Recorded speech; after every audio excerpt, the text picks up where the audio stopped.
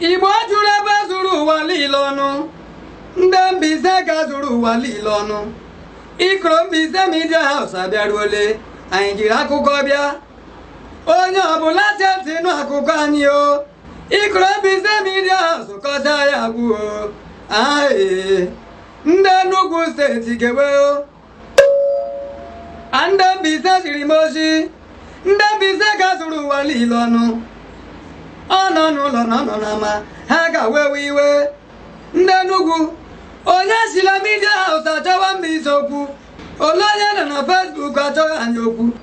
Bịanụ bịa lere nwokorobịa azaghị Okwuruora si Enugu bịa. Ha si Okwuruora ga-achọwa anyị okwu. Okwuruora nọ na Media House achọghị anyị okwu. Mgbe onye eze agba m onye eze na phone. All day Celestine Mkpọmbịa with engineer. Efere m enu bata bunu. Ọ bụrụ na m na-eme ife ọjọọ na bunu, I'm not going to do a live video. Imagine when we can only make live videos, people see somewhere make me attack. And me because I was doing the right thing. Mbaise should do the right thing. Obu na nwanne igu obodo te no kacha sike na Igbo Mbaise so eziokwu ka asị. Commissioner of Police ngwasi ya ife ọ ga-eme. Onwe ndị nwere ego kpara ya na phone emene ya mbion bupute ma big G ya ma afia post wo. I will tell the world no onya was assigned to carry out a certain duty. Okwo maka bribery and all that okwere eme ya. Ogba na anwụ na nwakwa onye ọbụla shi ya na anwụ. Ozi si n'ịntanetị ruo anyị aka. Shidela aka Okwuruora. O nwere ndị dọghị ala na Mbaise. Onye zụrụ ala ma onye rere. Helele ya wa ala here ye. Retia ya onye zụrụ azụ jere bido nri eme. Ọrụ nwerela ụlọ ha bakụshia ya. Uncompleted building iwu ha ọgwụ. Bịa lere ni ụlọ oriri 10 million n'ala anyị. Emebela dekini n'ụlọ ọhịa o. Ụlọ eriela 10 million n'ala anyị. Anyị jiri akụkọ bịa.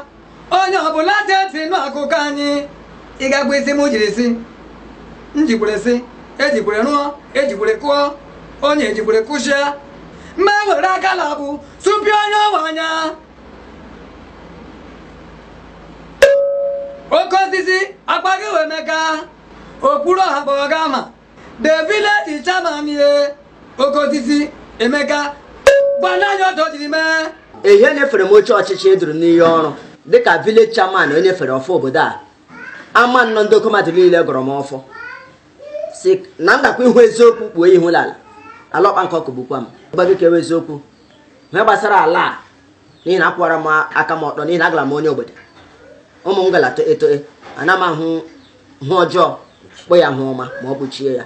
Ala ihe gbasara ụlọ akọrọ amaghị m. Nga m jem a na-akọrọ ụlọ wụ mgbe Celestine mewere report kwuo sa nkọrọ ụlọ. Ọ nga mara sa akọrọ ụlọ ala onye kọrọ ụlọ aloteshekwa ụlọ n'ihu Chukwu na n'ihu mmadụ mara na ya ngala nga ha gaje kwa ụlọ mụ na ezinụlọ m gabiga. Mr. Simeon Amechi onye jiri 8 years na Amumara. O so na ndị bara ibe ala anyị. Kemgbe 2015 ọ chịrị ọchịchị. Ex-chairman Amechi. Gbananya ọtọ jiri mee. Then akpọrọ m Papa Celestine ka onye anyị gba anyị ka ewe eziokwu na ihe gbasara ala ahụ. Ma onwere mgbe ọ rụrụ ya ma ọ nne ya akpọrọla ya gaa nga ahụ. Nwoke a mere ka o doo m anya si ya nọ na 78 years as a den. Data enwekwana mgbe ya gara ala ahụ gaa ọrụ nke ọ ga-abụ nne ya kpọrọ ịga. So n'eziokwu la mwedalala ya eme ka obodo mara na ọwụ ya adị mgbe ya rụrụ n'ọrụ nga ma ọ gara je rụọ ụlọ la ọnụ awụ nke ya mụ onye personal ama because I mean information na ya dọpụtara. Enụla na akụrụ ụlọ ahụ akụ? Yes, enwere m information. Ị matafuru idea ndị kụrụ ya? Ndị ga-ekwu ya bụkwa ndị amaala. Ọ ga-awụ onye ọzọ. Ndị kụrụ ya na ga-awụrịrị ndị nwa. Chinonso Enwogwe asọgbu entry chairman na mgbe mbọ. Chinonso Enwogwe gbananya ọtọ jiri mee.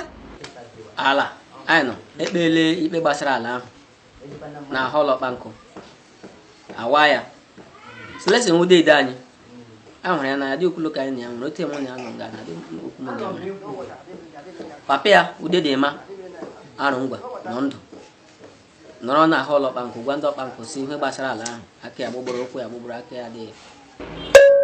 Mr. Kenneth Wakwe aya wuze gedri na banko dede gwana nyoto drima so ya nwala andi mba okwara nne ya nokwara nga kwuo so ala anọghị nga aya amaghị otu nwa ka ya mụrụ amụ ga-eji ebe ya ala onye ọdọ se anyị la nne ya kwuru to na-akpọ ya na-aga ihe n'ọnụ dị mgbe ọ kpọrọ ịga nga Celestine ogwefe aka Celestine mere admit orukwani on 8 ndọkpa nka bịa bajuo edi ihe ozi seji ọkpa ahụhụ ya erule hụla 9 February 2021 ya bịa ekpechi ekpere bịa bido okwu jụọ ese mechiri kpọ gị ọ gị jiri Simon amechi semeka kosi gara je kokashi kodo ụlọ gị ya sọ wọ ya jiri Simon mechi bịa we ya sọ bịara ka ya bịa zie ya sị ọ sị ya jiri okoshi sa ọ kụchasịrị ụlọ ya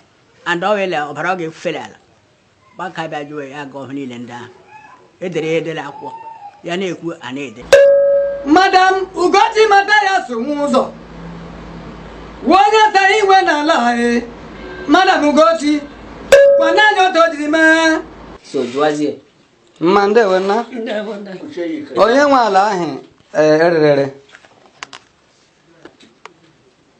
oke dim ahụ nne ya wụ ụzọ ahụ akiye Matias ụzọ ọhịa ka dim nna dim nwa rụfụrụ ọnwa ya nna dim anwụọna nwa ya ga-akwụrụ onye ka egbu nọchiri ị ga-eleta kụtụrụ ụlọ ọha rụrụ nga akụtụ a ga-ele m sa kụtụrụ ya kụtụrụ ole ndị kụtụkwe nne ya amana m ndị kụtụrụ na ewu nga m chi Mr. Celestine Nwokoma the man ịrịọrọ ala chọrọ ịgwa anyị okwu ụlọ akụtụ ọwụlọ nna m nwarụ ngwa ọkwa n'ala ọmụnwa afọ melejakpọ nga awala ọmụnwa afọ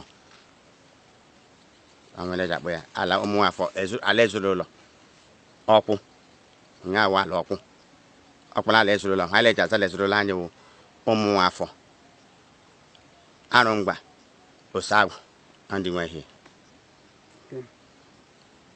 onye mresikwana ya Victor onye ọkpa nkụ bịa bịakwana meresịa ya even ndị eze abịabeleghị ya kpekpe ihe gbasara ala even ndị ọkpa nkụ abịabeleghị ya zọbara okwu ya kpekpe ihe gbasara ala Mr. NS Onwera nwarụ ngwa papa onye rara ala chọrọ ịgwa anyị okwu n'ihi na onye ezi omume ihe nta onye ezi omume nwere dị mma karịa ihe bara ụba nke ọtụtụ ndị na-emebi iwu 1 17 ya sị n'ihi na a ga-agbaji ogbe aka nke ndị na-emebi iwu Chineke nke eluigwe ka ewe okwu gị isi eziokwu ka eme ka m pụọ n'oru nye na-ekpuchi mmehie ọ gaghị agara ya ọ bụrụ na ndị a bịara ịkpọfụta m itinye m n'aka nsogbu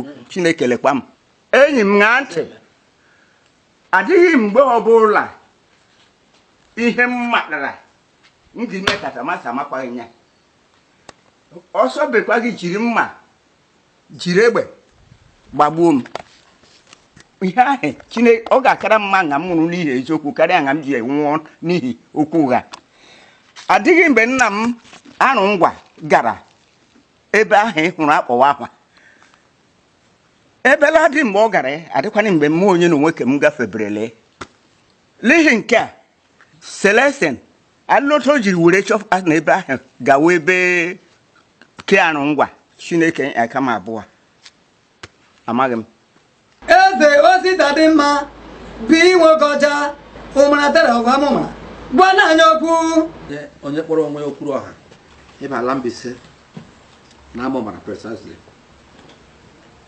ya na-ekwu ihe niile ọ gbasara ya na-ebichi aha ndị Mbaise na-ebichi aha ndị Amumara without seeing me erimegoro ala mee ọ ga-ahụrịrị m unfortunately ọ kpọrọ m la phone ma gwa ya na anọ m n'ụlọ ọgwụ even now I just came back yesterday masa anọ m n'ụlọ ọgwụ beti ị nwere ike ichere that evening na mebara amakwana m sị na ọ gara were signboard m see na signboard m wee jee hụ ndị ọsọ ya ala ebido foto afọ ụka ala fụ aja ụka kemgbe a mụrụ anyị nwa na kemgbe afọ ụwa ala ji afọ ụka ejikwana emechi ala emechi onye azụrụ ala ahụ gaje zụọ ya the wrong person because emere m investigation onye rere ala awụ ya nwe ala and mgbe m jere ụsọ akụtara ụlọ masị ọwụ ha ndị akwana kụtara ụlọ ekwesịrị ịkụta ụlọ na ekwesịrị ga due process agala court onye nwe ala kpegbuo ya were ụlọ because whatever is in the land belongs to the land ọwụ ka eji kụta ụlọ but ignorant ga adịla ekụtakwara ụlọ adị onye mani for now amala bụ onye kụtara ụlọ ahụ akwara m je report to the police ha chọwana mere investigation onye kụtara ụlọ because onye kụtara ụlọ gbuo ọ ga-awụ malicious damage or police case or traditional case aya na-ekpe criminal offense. Mbize na yodoju agha juju nwasi Enugu nye anyị mkparị kedu ndị mụnụ ga na-egbe ya ni but agwala m ndị Amumara they should reply the boy and put him to book onwere ụzọ ụlọ isi that Okwuruora legally or otherwise hapụ otu to book that ọ gbara ndị Mbaise gbara ndị Amumara ọ ga-afta na-abịa kwe na nkụ n'ọsọ ọkwana onye